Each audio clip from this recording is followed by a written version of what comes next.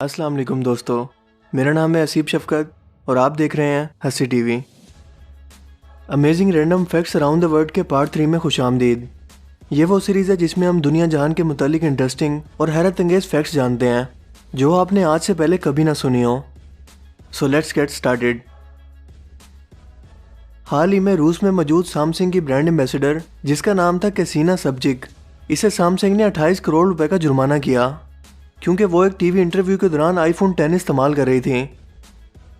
Samsung का कहना था कि कैसिना ने अपना एग्रीमेंट तोड़ा है और हमारी सैमसंग की एम्बेसडर होकर आईफोन 10 को प्रमोट किया है, जिससे हमारी कंपनी की सेल्स को काफ़ी नुकसान हुआ है, लिहाजा इसे सू किया गया। यानी कैसिना तो घर का घाटा निकली।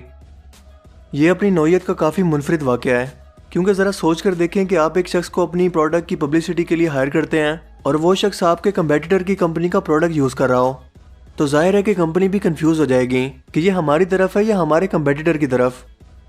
और जाहिर है कि कैसिना को किया जाने वाला सू उस रकम से तो कहीं ज़्यादा होगा जो इसे एम्बेसडर के एग्रीमेंट के दौरान दिया गया था। आमतौर पर मुजरिमों को सज़ा के तौर पर जेल में डाला जाता है ताकि वो यहाँ से आज़ाद होकर एक अच्छे इंसान बन सकें और दोबारा जेल की सज़ा के खौफ से कोई भी जुर्म ना करें। लेकिन क्या आप जानते हैं कि यूरोप के बाज़ ममालिक मसलन नॉर्वे, स्विट्ज़रलैंड, जर्मनी, हत्ता के जापान में भी ऐसी आलीशान जेलें मौजूद हैं कि जैसे ये कोई 5 स्टार होटल हो। यही वजह है कि इन मुल्कों में ऐसे लोग जिनके कोई रिश्तेदार वगैरह मौजूद ना हों और वो अकेले हों, तो वो जानबूझकर या तो चोरियां करते हैं या दूसरा कोई जुर्म करते हैं ताकि इन्हें जेल हो जाए और वो यहाँ मज़े से अपनी बाकी ज़िंदगी गुजार सकें। नॉर्वे के अंदर हेल्डन प्रिजन के नाम से एक जेल मौजूद है जिसमें कैदियों को खेलने के लिए गेमिंग कंसोल दिए जाते हैं, यानी वीडियो गेम्स।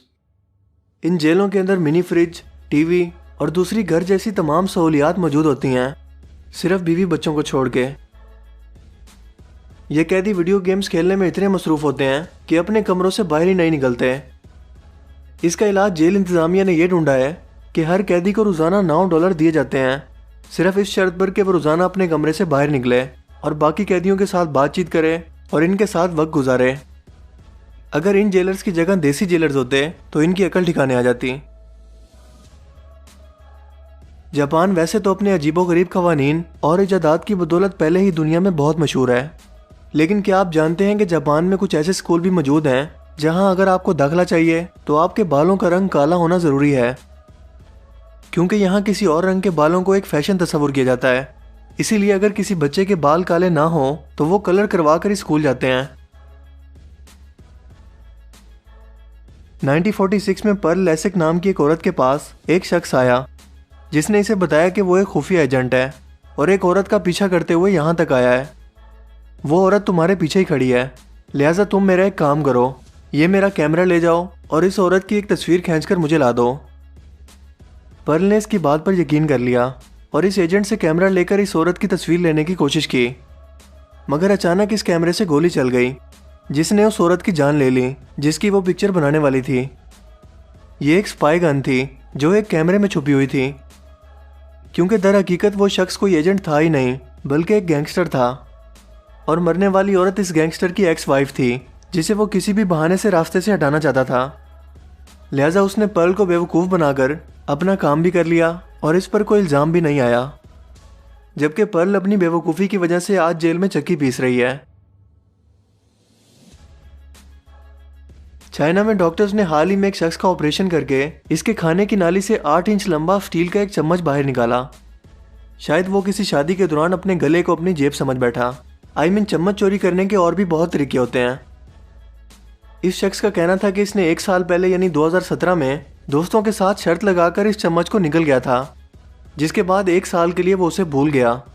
मगर अचानक इसके सीने में तकलीफ के बाद इसने डॉक्टर्स को चेकअप करवाया और एक्सरे करने पर डॉक्टर्स को ये चम्मच मिला।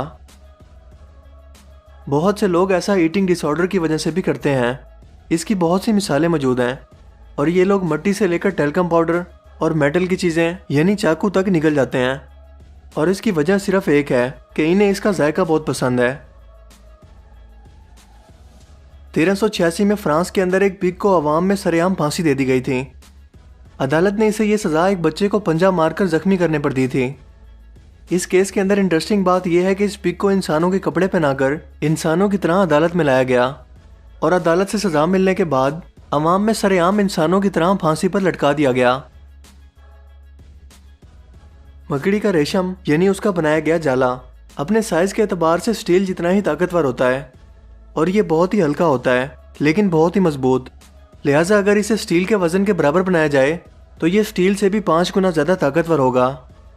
यही वजह है कि मुस्तकबिल में बुलेट प्रूफ जैकेट्स या दूसरी प्रोटेक्शंस के लिए मकड़ी के रेशम का इस्तेमाल किया जाएगा। फाइनली स्पाइडरमैन को भी जॉब मिल गई। यूनिवर्सिटी ऑफ लंदन की एक रिसर्च में यह पता चला है कि कुत्ते इंसान के रूप को भांप लेते हैं कि वो किस वक्त खुश हैं और किस वक्त उदास। जब इन्हें लगे कि इनका मालिक उदास है तो ये कोई भी हरकत करके उसे खुश करने की कोशिश करते हैं। आप अपनी ज़बान से अपनी एल्बो को कभी भी टच नहीं कर सकते और ये एक ऐसा रिकॉर्ड है जिसे आज तक कोई भी स्ट्रेची या फ्लेक्सिबल बॉडी का शख्स भी नहीं बना पाया। लेकिन अगर आप पहले शख्स बनकर genius book of world record में अपना नाम शामिल करवाना चाहते हैं तो आपके पास अच्छा मौका है कि आप इसे करने की ट्राई करें जब आसपास कोई ना हो, क्योंकि देखने वालों को यह हरकत बहुत अजीब लगेगी। जिस वक्त आप स्नीज करते हैं यानी छींकते हैं तो आपका दिल 1 मिलीसेकंड के लिए बंद हो जाता है और अगर आप ज़ोर से छींकते हैं तो आपकी पसली भी टूट सकती है।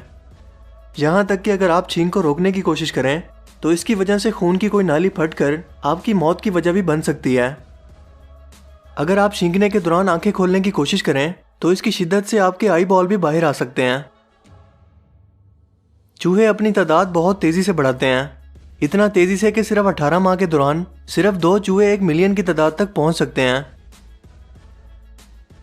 1 अक्टूबर 1997 की आधी रात को कोई नामालूम शख्स अमेरिका की कॉर्नेल यूनिवर्सिटी के टॉप टावर पर पंपकिन यानी कद्दू घुसाकर चला गया।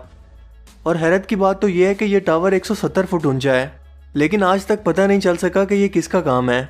अब इसी कद्दू की वजह से इस बिल्डिंग का नाम पंपकिन टावर रख दिया गया है।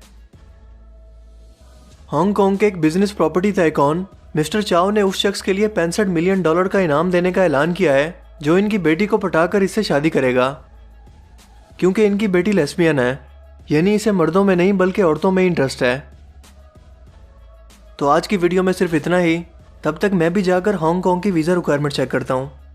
तब तक के लिए अगर आज का वीडियो आपको पसंद आया हो तो इसे एक लाइक तो ज़रूर कीजिए ताकि मुझे पता चले कि आपको ये वीडियो सीरीज़ पसंद भी आ रही है। सो मैं मिलूँगा आपको एक नई इंटरेस्टिंग वीडियो में। तब तक के लिए अपना बहुत सा ख्याल रखिएगा। Thanks for watching this video. अल्लाह हाफिज़।